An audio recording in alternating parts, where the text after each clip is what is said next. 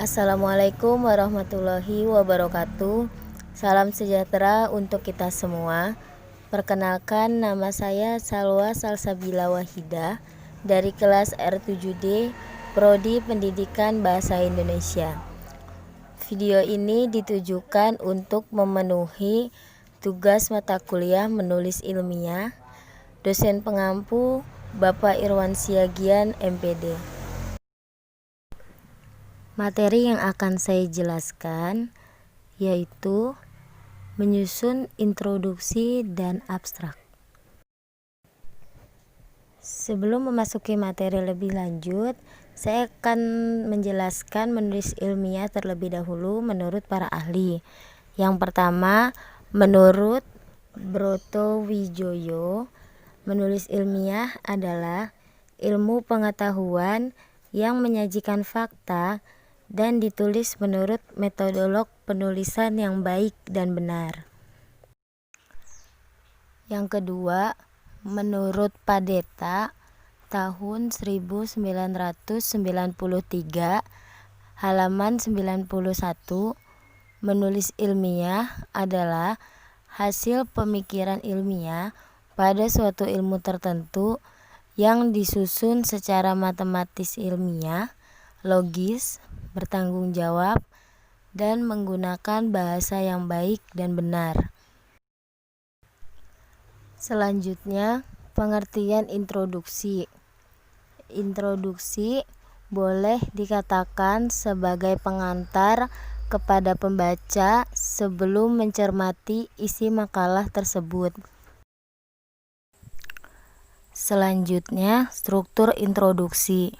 Struktur introduksi ada 4. Yang pertama, apa menariknya riset yang dilaporkan. Yang kedua, sudah sampai di mana pemahaman orang tentang topik tersebut. Yang ketiga, apa masalah yang ada. Yang keempat, apa yang akan dilakukan untuk menyelesaikan masalah tersebut.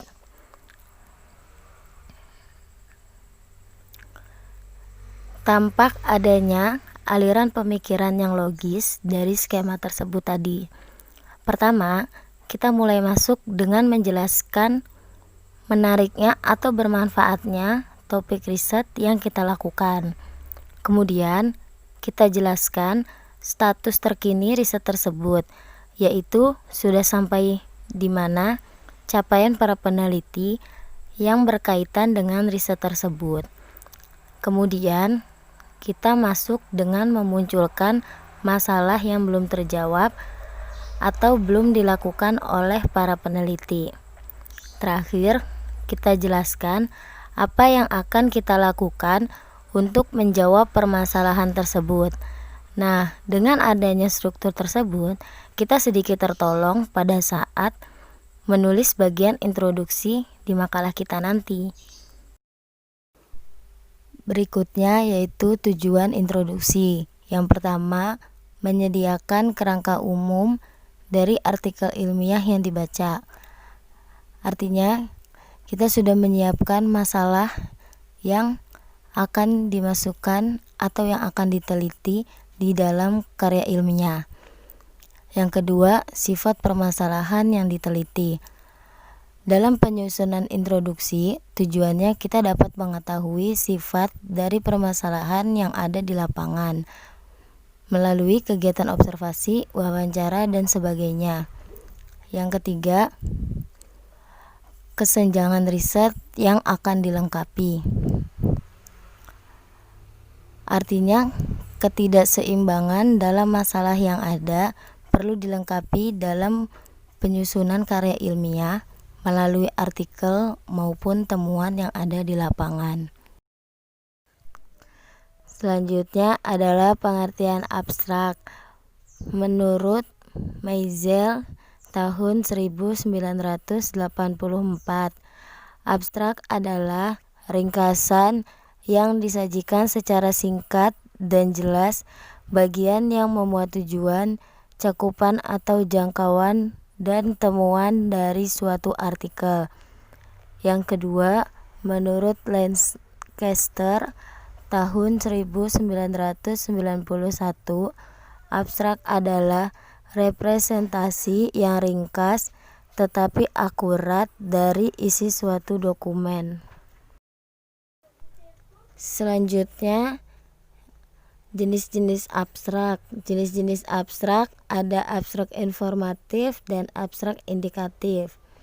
Abstrak informatif adalah jenis abstrak yang menyajikan informasi dan data secara lengkap sehingga pembaca tidak harus membaca isi dari sebuah laporan penelitian. Sedangkan abstrak indikatif adalah jenis abstrak yang menguraikan secara ringkas padat tentang masalah yang dibahas pada suatu karya ilmiah. Selanjutnya, fungsi abstrak. Fungsi abstrak yang pertama yaitu sebagai komponen utama laporan hasil penelitian. Yang kedua, sebagai gambaran umum mengenai isi laporan penelitian. Yang ketiga, sebagai bahan pertimbangan awal bagi pembaca. Ketika membuat abstrak, terdapat hal-hal penting dalam membuat abstrak. Yang pertama, tidak informasi baru. Artinya, abstrak tidak boleh mengandung informasi baru yang tidak tercantum di dalam artikel utama.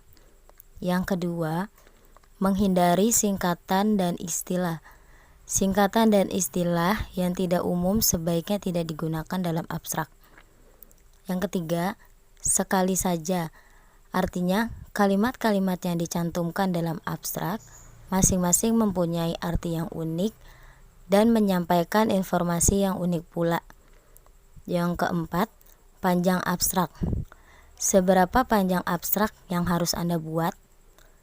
Untuk artikel ilmiah, panjang abstrak biasanya berkisar antara 150 hingga 250 kata. Struktur dalam penulisan abstrak. Yang pertama, judul penelitian ditulis dengan huruf kapital menggunakan font 14, center text, dan dicetak tebal. Yang kedua, subjudul penelitian, center text, font 12, dan dicetak tebal. Yang ketiga, nama-nama peneliti ditulis tanpa gelar.